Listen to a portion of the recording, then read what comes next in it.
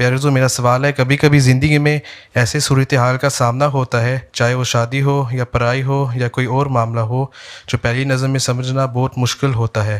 ایسی صورتحال میں مجھے کیسا یقین ہو سکتا ہے کہ یہ اللہ کی پلاننگ کا حصہ ہے اور میرے لیے بہتر ہے، اگرچہ میں اس کا بھلا مقصد فوراً پہچان نہیں پاتا؟ ایسے حالات میں اللہ پر اپنا اعتماد اور یقین کس طرح بڑھا سکتا ہوں؟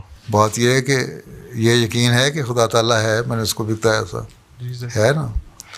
یہ یقین ہے کہ اللہ تعالیٰ سنتا بھی ہے بندوں کی، جی ہے، کبھی سنی بھی ہے کبھی دعا، جی سنیے، ٹھیک ہے نا۔ جی چلو تجربہ تو ہو گیا نا کہ اللہ سنتا ہے، تو اس لیے جب ایسے مسائل ہوں دعا کرو۔ تو ضروری نہیں ہوتا کہ اللہ تعالیٰ کو خوابیں دکھائے، لوگوں کو خوابوں پہ آج کل بڑا وہ ہو گیا، خواب نہیں آئی، خوابیں نہیں آیا کرتی، نہ الہام ہوتے ہیں ہر ایک کو، ٹھیک ہے۔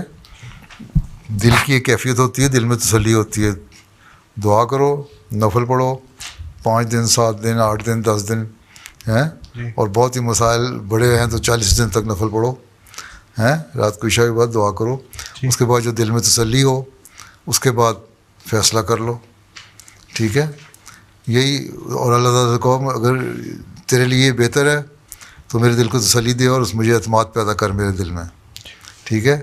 اور اگر نہیں بہتر تو میرے دل سے جو بھی خیالات ہیں، جو باتیں ہیں، ان کو ٹال دے، دور کر دے، مجھے واضح طور پر اس سے دوری کے لیے ایک دل میں ایک احساس پیدا کر دے، تو اللہ تعالیٰ کر دیتا ہے پھر۔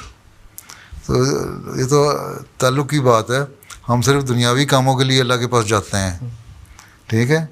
جب ہمارے مسائل نہیں ہوتے ہم اللہ کی طرف اس طرح نہیں گڑ گڑاتے، حالانکہ کم ہفتے میں 1 2 3 دفعہ ویسے بھی جانا چاہیے نا اللہ کو کہ اللہ تعالیٰ تو ہے، ہم تجھے پانا چاہتے ہیں، ٹھیک ہے، اور تجھے پانے کے لیے ہم تجھ سے مانگتے ہیں کہ تو ہمیں بتا راستہ۔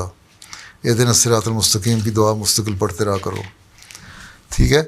جب وہ ہم ایک ہدایت ملے گی اللہ کی طرف سے، پھر جو کام بھی آپ کریں گے اس کی طرف بھی اللہ تعالیٰ رخ پھیرے گا اور اللہ تعالیٰ بتائے گا کہ میں ہوں، اور اس پہ رہنمائی بھی مل جائے گی، اعتماد بھی قائم ہو جائے گا دل کو۔ اگر شکوک میں پڑا رہے انسان اور یہ کہے کہ حساب کے سوال کی طرح 1+1 2 کی طرح میرے لیے کوئی واضح حکم آ جائے، وہ تو نبیوں کو بھی نہیں ہوتا، وہ بھی ان سے اجتہادی غلطیاں ہو جاتی ہیں، بلکہ حضرت صلی اللہ علیہ وسلم سب سے بڑا نبی تو کوئی نہیں، آپ سے بھی بعض اجتہادی غلطیاں ہوئیں، تو آپ نے فرمایا یہ اللہ تعالیٰ کی مرضی یہ نہیں تھی، یہ تھی۔